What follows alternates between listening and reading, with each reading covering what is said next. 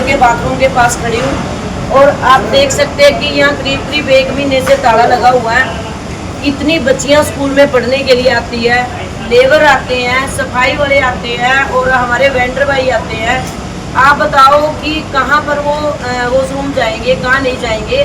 Housing board को मैं इतनी बार लेटर लिख चुकी हूँ कि हमें कॉरपोरेशन को दिए जाए ये बाथरूम, जिससे कि हम रात के 10 बजे तक खोल के रखें, सुबह मॉर्निंग में 6 बजे खोल के रखें। तो हर बार बोल देते हैं कि नया ठेकेदार आया है, उन गरीब आदमियों को भी नौकरी से निकाल के दूसरे बंदे रख लेता है। तो एक गरीब का घर कैसे चलता है, ना वो दर्द ठेकेदार को पता, ना हाउसिंग बोर्ड वालों को पता। मैं आज फिर एक लेटर गवर्नर साहब को भेज रही हूँ कि यहाँ पर कम से कम 25,000 बच्चे पढ़ने के लिए आते हैं। और जो मैंने सुना है कि अब जब सुबह मैंने वीडियो डाली तो किसी का फ़ोन आया ठेकेदार का कि आप यहीं से पैसे लेके और इसी में से तनख्वाह अपनी खुद की वो करो, कमाई करो।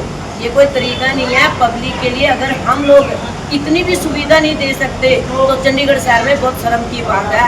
ये बच्चियाँ खड़ी हैं यहाँ पे, सेंटरों में आती हैं, क्यों पैसे दे वो?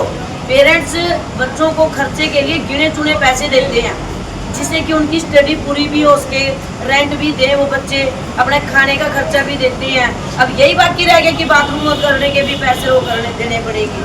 क्यों दे बार बार? डेली का 10 रुपये दे दे के बच्चों को तो जाके पड़ गए 300 रुपये। तो मैं प्रशासन से पहली दुआई यही करूँगी कि जैसे हमारा कॉरपोरेशन बड़े अच्छे से बाथरूम चला रहा है, तो ये 500 बाथरूम हमें दिए जाए कॉरपोरेशन को, ताकि हम ढंग से चला सकें और बच्चियों को कोई भी प्रॉब्लम ना हो यहाँ पे और बाथरूम बंद ना हो जाए। ये देखो सारा दिन 5 बाथरूम है, मैं 500 बाथरूमों पे गई, 500 के 5 पे ताले लगे हुए हैं। तो मैं एक कि इमीडिएटली खोले, पुराने बंदे रखे, और हाउसिंग बोर्ड नहीं चला सकता तो कॉरपोरेशन को दे वापिस। और आज मैं गवर्नर साहब, एडवाइजर साहब और कमिश्नर साहब को द्वारा फिर लेटर दी गई। धन्यवाद। मैं हाउसिंग बोर्ड के बाथरूम के पास खड़ी हूँ और आप देख सकते हैं कि यहाँ करीब करीब 1 महीने से ताला लगा हुआ है। इतनी बच्चियाँ स्कूल में पढ़ने के लिए आती है, लेबर आते हैं, सफाई वाले आते हैं और हमारे वेंडर भाई आते हैं। आप बताओ कि कहाँ पर वो वॉशरूम जाएंगे, कहाँ नहीं जाएंगे। हाउसिंग बोर्ड को मैं इतनी बार लेटर लिख चुकी हूँ कि हमें कॉरपोरेशन को दिए जाए ये बाथरूम, जिससे कि हम रात के 10 बजे तक खोल के रखें, सुबह मॉर्निंग में 6 बजे खोल के रखें। तो हर बार बोल देते हैं कि नया ठेकेदार आया है, उन गरीब आदमियों को भी नौकरी से निकाल के दूसरे बंदे रख लेता है। तो एक गरीब का घर कैसे चलता है, ना वो दर्द ठेकेदार को पता, ना हाउसिंग बोर्ड वालों को पता। मैं आज फिर एक लेटर गवर्नर साहब को भेज रही हूँ कि यहाँ पर कम से कम 25,000 बच्चे पढ़ने के लिए आते हैं। और जो मैंने सुना है कि अब जब सुबह मैंने वीडियो डाली तो किसी का फ़ोन आया ठेकेदार का कि आप यहीं से पैसे लेके और इसी में से तनख्वाह अपनी खुद की वो करो, कमाई करो।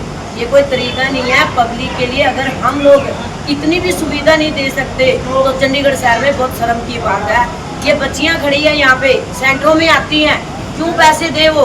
पेरेंट्स बच्चों को खर्चे के लिए गिने चुने पैसे देते हैं, जिससे कि उनकी स्टडी पूरी भी हो, उसके रेंट भी दे, वो बच्चे अपने खाने का खर्चा भी देते हैं। अब यही बाकी रह गया कि बाथरूम करने के भी पैसे वो देने पड़ेगी। क्यों दे बार बार? डेली का 10 रुपये दे दे के बच्चों को तो जाके पड़ गए 300 रुपये। तो मैं प्रशासन से पहली दुआई यही करूँगी कि जैसे हमारा कॉरपोरेशन बड़े अच्छे से बाथरूम चला रहा है, तो ये 500 बाथरूम हमें दिए जाए कॉरपोरेशन को, ताकि हम ढंग से चला सकें और बच्चियों को कोई भी प्रॉब्लम ना हो यहाँ पे और बाथरूम बंद ना हो जाए।